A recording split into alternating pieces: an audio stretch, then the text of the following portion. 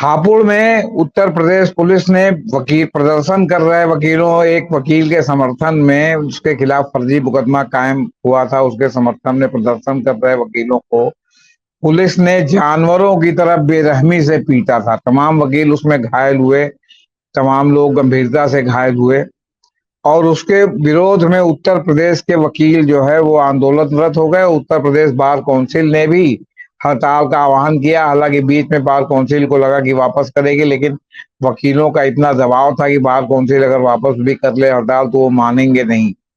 नतीजा था कि बार काउंसिल की हड़ताल जारी थी।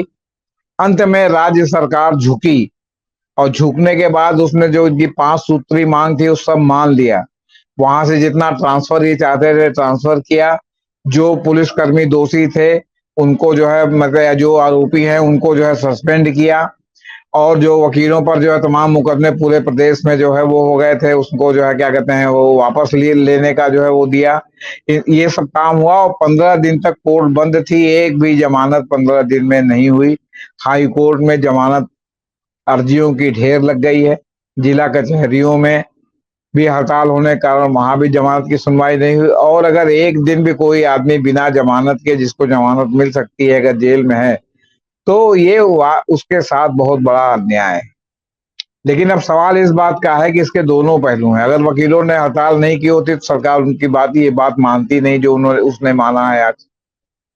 जो उन्होंने 5 सूत्री मांग मानी है, जो ट्रांसफर, उनका निलंबन, ये सब बात मानी नहीं होती तो आखिर उनको अपने शक्ति का प्रदर्शन करना पड़ा। तो बहुत लोग कह रहे थे कि वकील बड़ा गलत है वो कर रहे हैं और सुप्रीम कोर्ट कह चुका है कि वकीलों को हड़ताल का अधिकार नहीं। तो अगर हड़ताल नहीं करेंगे तो उनका ये शिकायत दूर कैसे होगी? आगे सरकार क्यों झुकी? सरकार कहती है कि 5 साल अदालत अगर बंद रहेगी वकील काम नहीं करेंगे तो हम झुकेंगे नहीं। तब तो समझ में आता हठ धर्मिता। आखिर 15 दिन बाद ही सरकार क्यों झुकी? सरकार 15 दिन पहले या 5 दिन पहले तो क्या मतलब सरकार ने जानबूझ करके जो है लिटिगेंट्स को जो है मतलब क्या कहते हैं वो किया, परेशान किया आपने बता। अच्छा, वकीलों ने अधिवक्ता संरक्षण कानून जो राजस्थान में लागू हुआ उसकी भी मांग कर रहे हैं। घायल वकीलों को मुआवजा भी देने की भी उनकी मांग है। फिर ये जो है आपके क्या कहते हैं बार काउंसिल के जो है अध्यक्ष के साथ जो टीम गई थी उनके साथ जो है सरकार की सफल वार्ता के बाद राज्य व्यापी हड़ताल समाप्त कर दिया और आज से फिर काम शुरू करने का फैसला किया।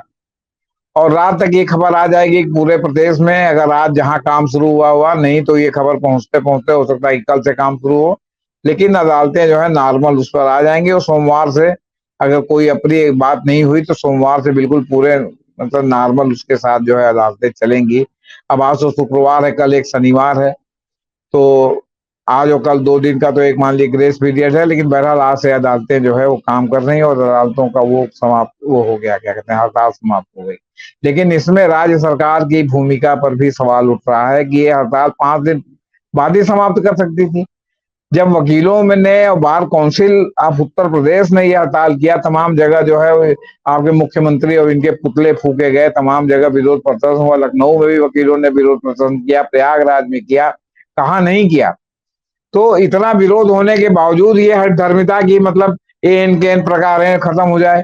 इसमें यहाँ तक कि कुछ सरकारी वकीलों का इस्तेमाल किया गया। सरकारी वकील जो आपके हाई कोर्ट में है, लखनऊ पीठ में है, यहाँ है, तो सरकारी वकील तो सरकार के वकील है और ज्यादातर उसमें कैडर के वकील नियुक्त कर दिए गए हैं, पार्टी कैडर के। तो वो लोग चाहते थे किसी प्रकार हड़ताल खत्म हो जाए। एक अस्थायी अधिवक्ता ने इस्तीफा भी दे दिया जो है इसके विरोध में, सरकार के रवैये के विरोध में।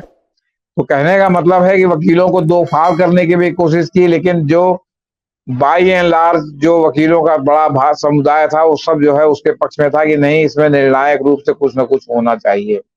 और एडवोकेट प्रोटेक्शन एक्ट की बात बहुत दिन से हो रही है। आखिर राजस्थान की तरह आपको एडवोकेट प्रोटेक्शन एक्ट लागू करने में क्या प्रॉब्लम है? अगर वहां लागू हो सकती तो उत्तर प्रदेश में क्यों नहीं लागू हो सकती? दिल्ली में क्यों नहीं लागू हो सकती? मध्य प्रदेश में क्यों नहीं लागू हो सकती? देखिए, वकीलों का मामला जो है बड़ा संवेदनशील है। वकील जो है वो कहते हैं कि मुवक्किल आ गया तो आप उसको इनकार नहीं कर सकते। आप जानते हुए भी कि इस मुवक्किल ने अपराध किया है, आप उसको कोर्ट में डिफेंड करते हैं, कानूनी रूप से डिफेंड करते हैं, ये जानते हुए, क्योंकि यही आपका सिस्टम है। तो सिस्टम में रहने के लिए जो आपका अनिवार्य शर्त है कि आप काम करें, और जो नहीं होगा तो सरकार अपनी तरफ से वकील देती है। सरकार अगर अदालत अपनी तरफ से सरकारी वकील देती है उसको डिफेंड करने के लिए, तो वो भी डिफेंड करता है। वो अदालत में नहीं कहता कि मुवक्किल से हमारी बात हुई और मुवक्किल ने कहा कि साहब हमने अपराध ये किया है। वो भले किए रहे, लेकिन वो रीजनेबल डाउट क्रिएट करने की कोशिश करता है ताकि उसके मुवक्किल को कम से कम सजा मिले या बरी हो जाए। तो इसलिए एडवोकेट प्रोटेक्शन एक्ट बहुत जरूरी है। आए दिन आप सुनते होंगे कि इस अदालत में गोली चल गई, अभी गाजियाबाद में एक वकील के चैम्बर में घुस के गोली मार दी गई।